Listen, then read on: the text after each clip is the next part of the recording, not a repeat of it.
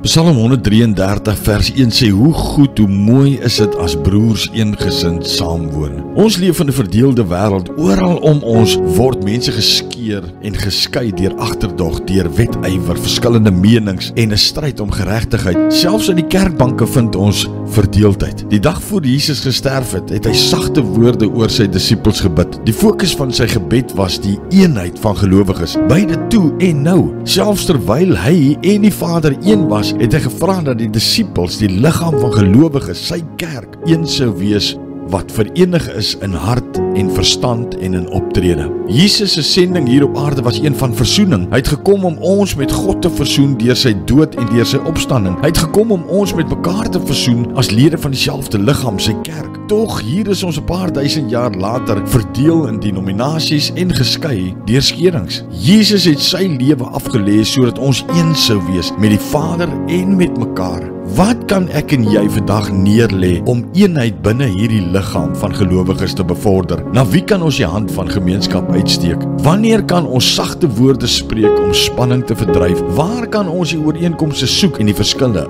op sy sit? Die Gees in my en jou roep uit na vrede en na eenheid. Abba Vader, help ons Here as kinders van U, Here, om vrede en eenheid tussen kinders van die Here, tussen medegelowiges te bevorder. Maak dit ons hoofdoel hier op aarde, Here, om in eenheid saam te lewe. Ons bid dit in Jesus se naam. Amen.